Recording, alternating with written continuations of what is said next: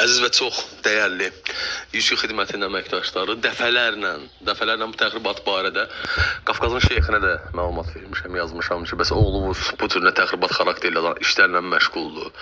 Dəfələrlə Fövqəladə Hallar Nazirliyinə yazmışam ki, düz onlar rüşvət alıblar, iz itirmək məqsədi ilə səhv, saxta rüşvət dolu sənədlər təqdim ediblər. Buna baxmayaraq şeyx, bizim əziz dəyərli şeyximiz heç bir tədbir görmür.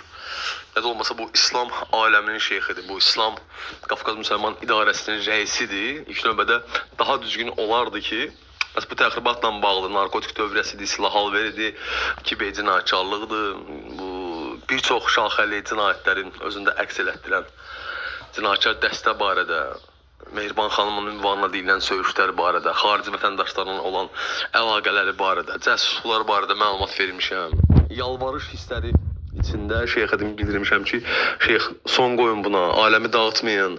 Bunun arxasında Əl Abbas, bizim bu özünü avtoritet sayan, kriminal aləmdə oğru yol gedən kimi özünü qələmə verən Əli Hüseyn Salahzadənin atası Qalib Salahzadə də var.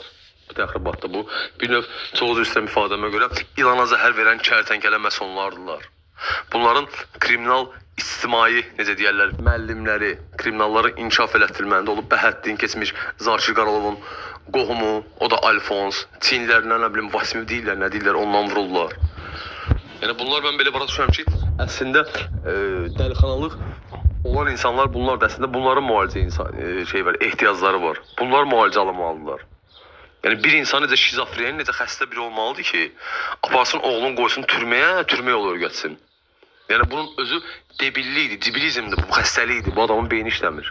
Biz görmüşük ki, normal adam ata oğlunu qoyar bir sənətör qədər, ali təhsil ocağını istiqamətləndirər, gözəl bir ictimai siyasi bir xadim yetişdirər. Bunlar nə yetişdirirlər? Oğru və bariqa yetişdirirlər, kiber cinayətkar yetişdirirlər, Azərbaycan xalqını dağıtmaq istiqamətlənmiş şəxslər yetişdirirlər. Mən çox xahiş edirəm, şeyx barədə tədbirlər görülsün, qətiyyətli tədbirlər görülsün.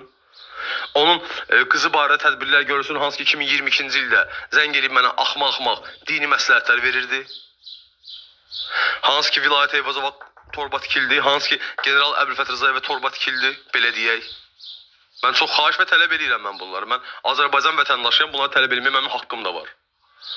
Heç bir şahidimə baxılmayıb. Heç birinə baxılmayıb.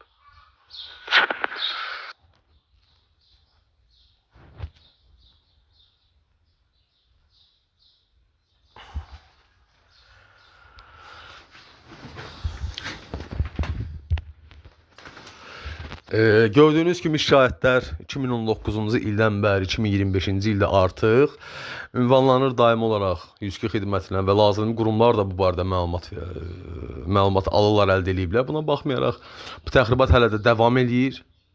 Bu təxribatçılar da NZS-in direktorunun oğlunun narkoman oğludur, nə bilim, tələbə qəbulu bal artıran şəxslərdilər və s. Axır bu təxribatçılar heç biri həbs olunmayıb. Və bunun arxasında durub çox əfsuslar olsun ki, çox mən buna təəssüflü hissi ilə bildirirəm ki, bunun arxasında durub bizim cənab dəyərli nazirimiz General Polkovnik Eyvazovun müavini, hansı ki yeri gələndə öz vəzifəsindən sui-istifadə edərək yalan və fake məlumatlar paylaşır ictimai TV-də və s. axır. Öz evindəki cinayətkarların tərəfini saxlayır, qanun tərəfini saxlamır. Bizim dəyərli nazirimiz General Polkovnik Vilayət Eyvazova arxasıca sözlər də dizdirir, ona şərlər, böhtanlar atdırır. Ayıb olsun, vallahi yəni ayıb olsun. Mən belə bir tərbiyəsizlik, belə bir əxlaqsızlıq hələ həyatımda görməmişdim. Yəni mən belə bir şey hələ həyatımda görməmişdim. Olmaz ki, vaxtında elə evinizdəki, belə deyək də, o tərbiyəsiz övladlarınızı yəli eləyəsiniz, düzgün istiqamətləndirəsiniz. Onları cinayətkar yetişdirmək əvəzinə, vətəninə, dövlətinə, millətinə, xalqına layiq olan bir övlad yetişdirəsiniz. Olmaz. Olmaz belə bir şey eləmək. Olmaz ki, özünüz kimi tərbiyəsiz bir insanları yetişdirməyəsiniz. Öz xalqına nifrət eləyən, öz millətinə nifrət eləyən, öz prezidentinə nifrət eləyən alçaqlar yetişdirməyəsiniz. Olmaz. Siz bütün bu vəzifəli şəxslərin hamısını bir-bir bildirirəm. Siz yaddan çıxartmayın ki, sizləri kimlər vəzifəyə gətirib. Kimlərin hesabına o pulları qazanmışsınız.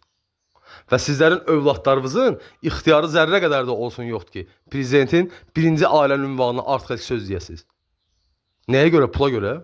Belə iz itirirlər. Bütün vətəndaş məlumatları hamısı qeydi xarici vətəndaşlar.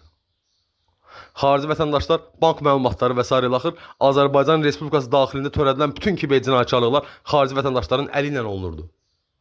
Adını da qoymuşlar ki, iz itirmək. Bizim hüquq mühafizə orqanlarımızda qalırdı əlatsız, belə deyək. Məni susturmaq üçün məni vurub maşından öldürmək istəyirlər. Niyə? Belə öldürən siz qeyrətli adamlar birinci özünüzü öldürün də.